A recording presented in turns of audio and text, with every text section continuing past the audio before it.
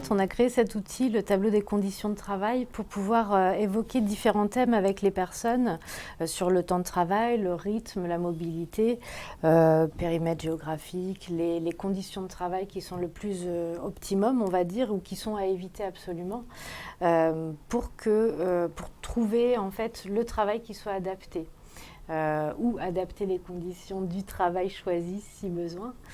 Ça va nous permettre de connaître un petit peu mieux le fonctionnement de la personne et de voir, d'éviter les surcompensations en fait. Parce que souvent quand un travail plaît, on va venir compenser des choses et quand ça va trop loin dans la compensation, ça peut épuiser et au final, le travail ne tient pas. Alors ce tableau, en fait, il est intéressant, il m'a été utile parce qu'en fait, moi j'ai été diagnostiquée sur le tard, il y a 1 an. J'ai gardé encore certains codes, on nous appelle un peu les caméléons, donc j'ai gardé certains codes, certaines façons de faire de ma vie d'avant, j'utilise ce terme entre guillemets, mais de ma vie d'avant.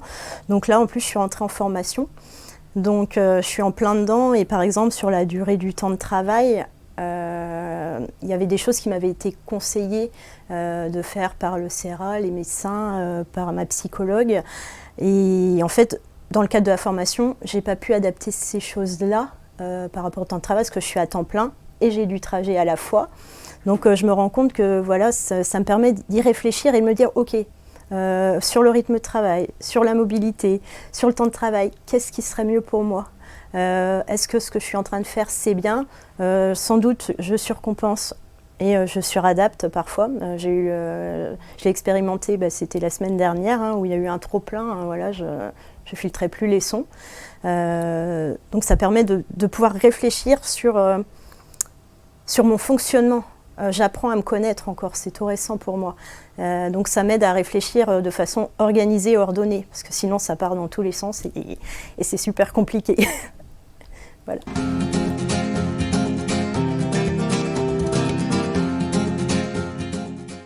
Donc ce questionnaire de préférence avec les émoticônes est suite à une formation qu'on a eue au niveau de la formation Job Coaching pour autisme et qui nous a permis en fait de travailler à partir de l'expression des émotions et des ressentis des personnes.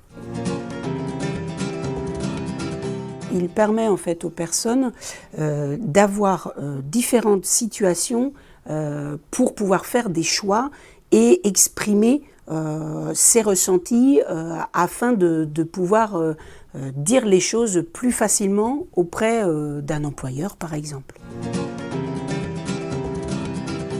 Donc ce document, on l'a créé donc avec un salarié qui avait un point à faire avec son employeur parce que ça faisait un petit moment déjà qu'il était à son poste et donc il avait aussi besoin d'exprimer des souhaits qu'il voulait donc préparer avant cet entretien avec l'employeur.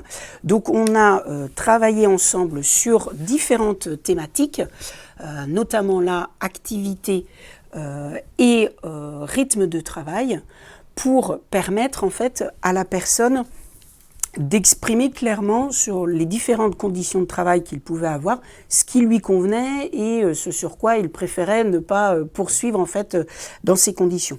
Donc on a parlé des activités en détaillant en fait les différentes activités qu'il a sur son poste avec ses préférences et ça lui a aussi permis d'exprimer d'argumenter en fait pourquoi il a fait ces choix-là par rapport à ses préférences. Le rythme de travail, c'est aussi la même chose et là, ça lui a permis d'exprimer le souhait d'évoluer vers un nouveau temps de travail.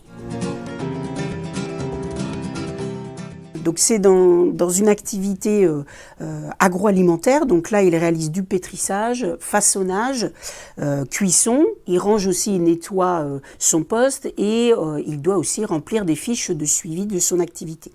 Et donc là, ça a permis de voir un petit peu que ses préférences étaient différentes en fonction des tâches, notamment par exemple le pétrissage qu'il apprécie parce qu'il y a l'usage de la machine, et le façonnage parce que c'est quelque chose de plus manuel qu'il apprécie aussi beaucoup plus.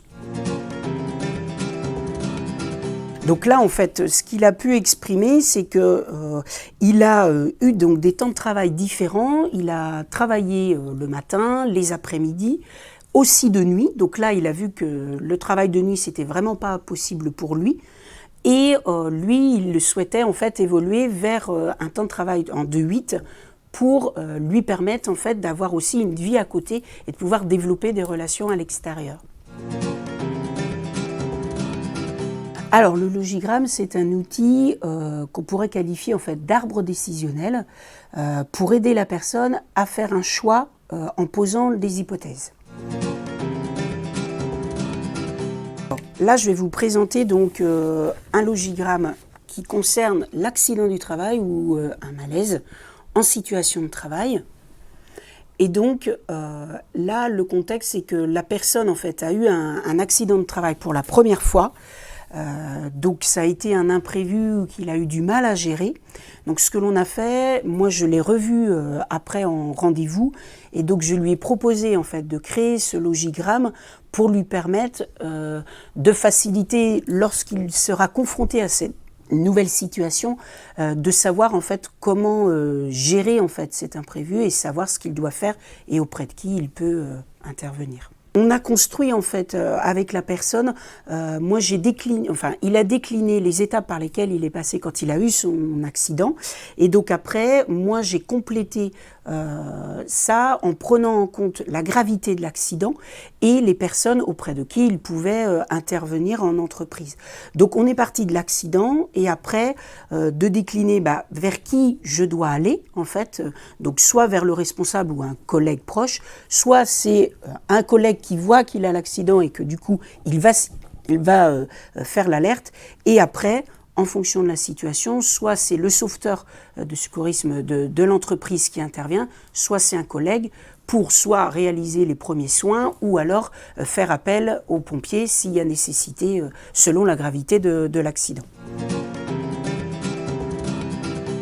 Donc la co-construction avec la personne par rapport à cet outil, elle est importante parce que on part en fait de ce que la personne a vécu, donc de ce qu'il va nous donner comme élément qui a pu le mettre en difficulté, pour nous après apporter donc notre regard en complémentarité pour envisager les différentes situations possibles et permettre après à ce que la personne s'en imprègne et puisse l'utiliser quand elle en a besoin.